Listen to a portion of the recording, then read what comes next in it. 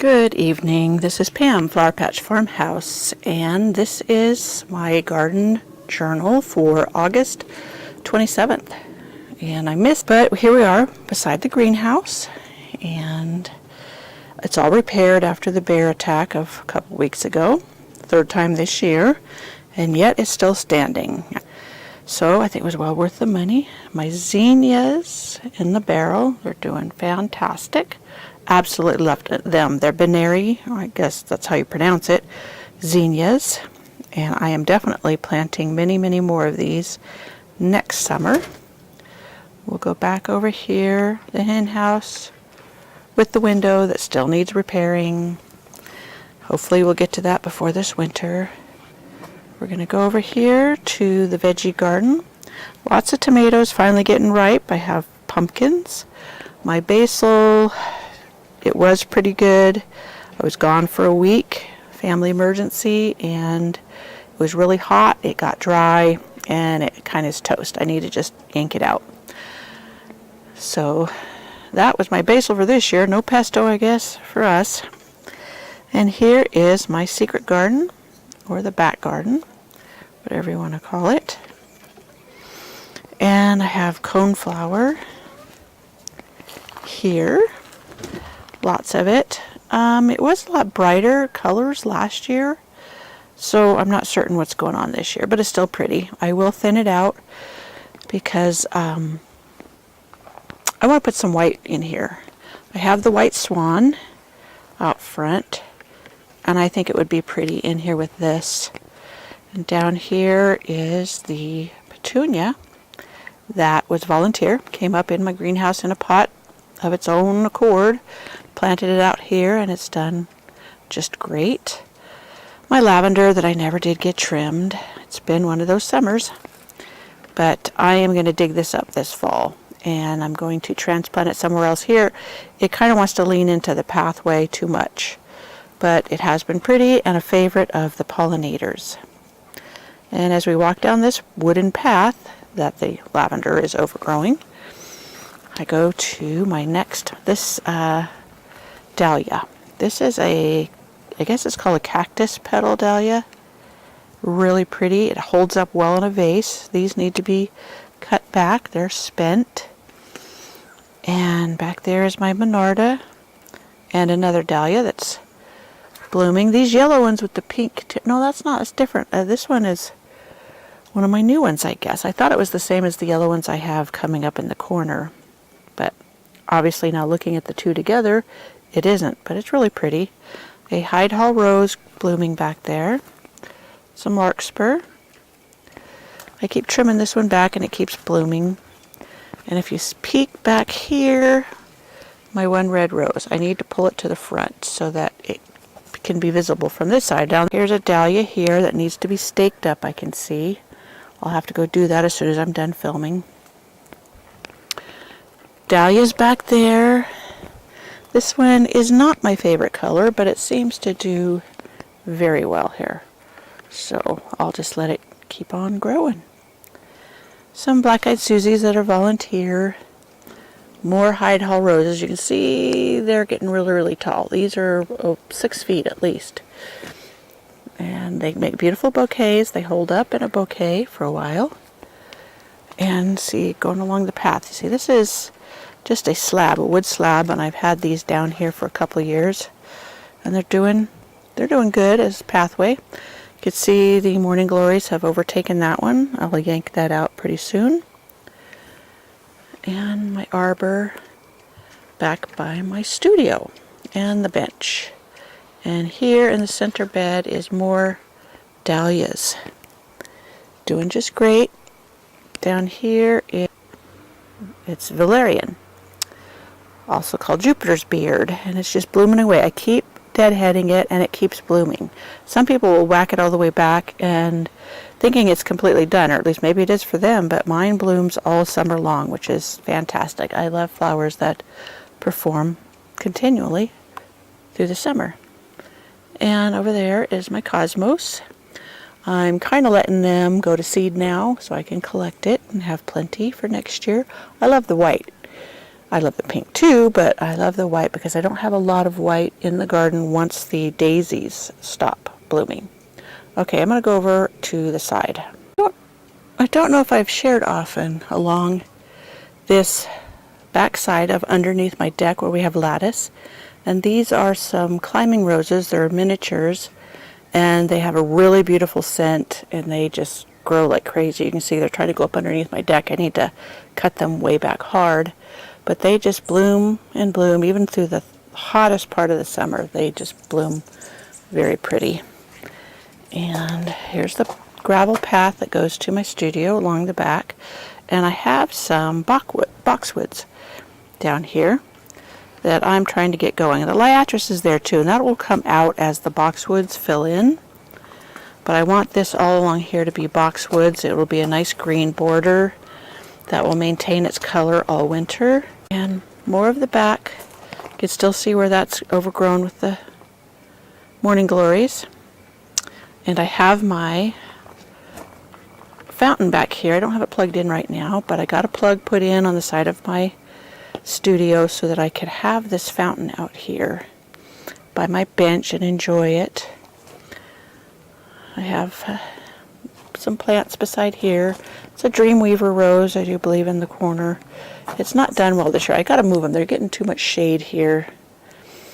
And here's the front porch of my studio. I've got a few plants here. That one red geranium has done just great. And here is a vintage rose. This is called Kirsten Poulsen, and it is a great rebloomer. It's a single rose, but it's just a hardy soul, and I love it. It's one of my favorites. And along this side of the studio, which you can see down here, is my Tess d'Iberville rose and some plants. There's some foxgloves blooming that had gotten cut back, and there's a debris pile that I will cover with chicken manure. It will compost there and be wonderful. Okay, let's walk up here. This is my side garden, and let's see, got a hummingbird here trying to get into the action. Let's see if we can zoom in on her.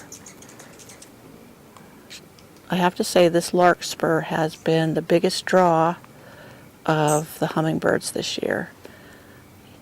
They have absolutely loved it. So I'm going to make sure and plant a lot of it, have big patches of it next year just for the hummingbirds. But there's some of my Rebecca, black-eyed Susans. This is my firefighter rose. This thing struggles here in my garden, but I absolutely love it. It is the sweetest smelling rose. I'm trying to get it to come into focus. And the prettiest red. And behind it is some asters coming into bloom. And there's a bit of a hollyhock there.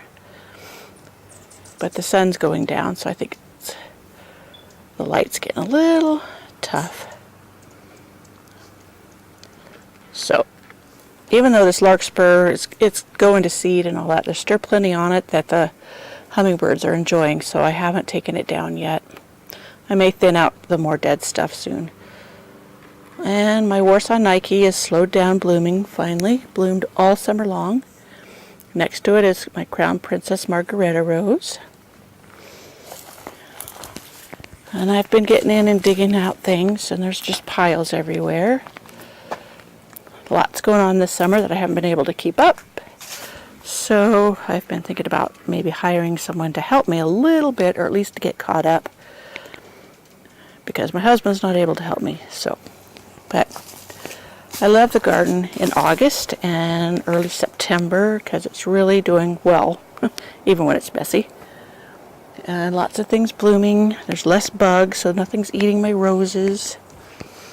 And this rose I cut way back. It's a climber, Dreamweaver, and I have to power wash the deck, the porch rails and stuff. It's got black mildew on it, and so I chopped it way back, and here it's starting to bloom again. This one has the most beautiful blooms.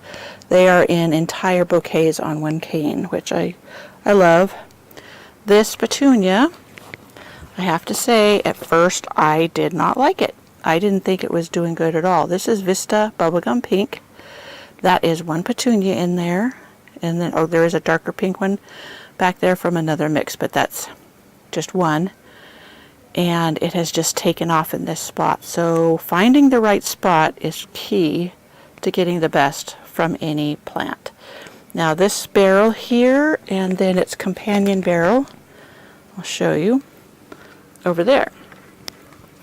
That one too has just taken off once it was put in that barrel.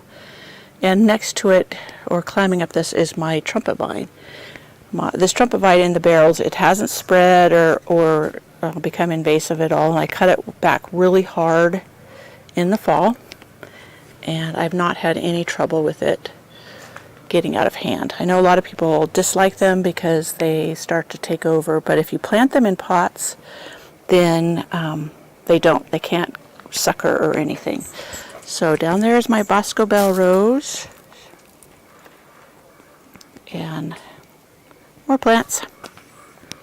A lot of these dead ones, like these daisies, and you'll see some more daisies down there. I keep those instead of cutting them back because the deer will not go past them to eat my roses.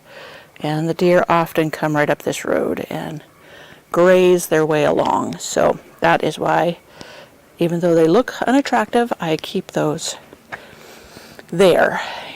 And here is my front garden. Lots going on there too. That is my big old compost pile from the pallet compost bin I made last year and shared. And look at that big pile. I'm going to spread it. I'm going to put some blocks along here, create a raised bed, and I think I'm going to put more roses right along so that if you can see up here is a block wall. That's a border, and I'm going to carry it right on down here to this sidewalk.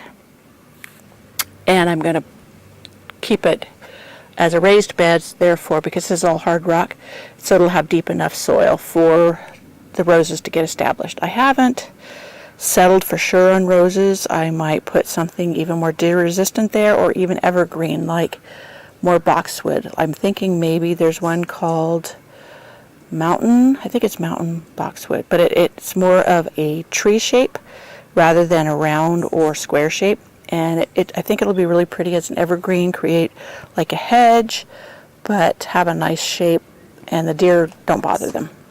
Okay, I'm going to go up to the front. Okay, here's along the front of my house. And you'll see my Bobo hydrangeas there. The farthest one out bloomed really well. The second one has a couple of blooms, and then this third one didn't bloom at all.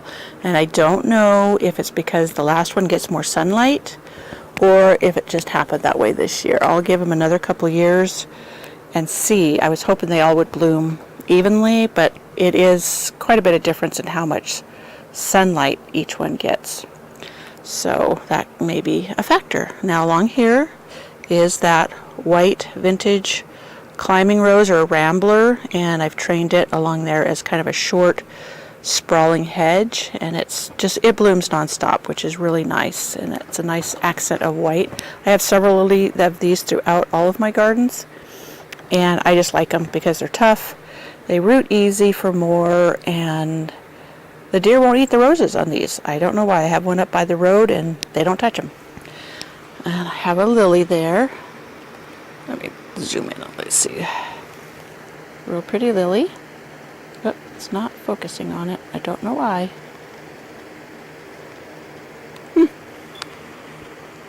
Who knows? But there's the lily. My dahlias. I trimmed a bunch for a bouquet, and now they're putting on all new buds. And still my hydrangea. It's been there all summer. I keep it well watered. I haven't figured out where I want to put it. I have one like it up there, and it's doing beautifully as well. So we'll see how well they fare. The one is called Strawberry Sundae, and the other is called Zinfandel. And I have a red rose up there. It's Europenia. And I need to create like a cage for that so that it can support it. It kind of gets pretty floppy.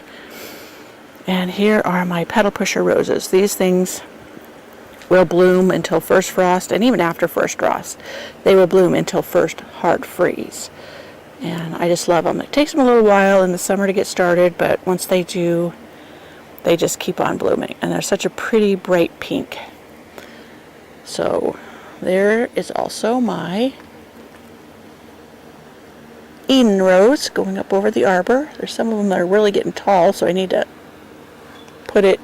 tie them down along the arbor so it kind of, instead of it looking like wild hairs going everywhere, it looks like a nice pretty rose. And there is my project for the next month.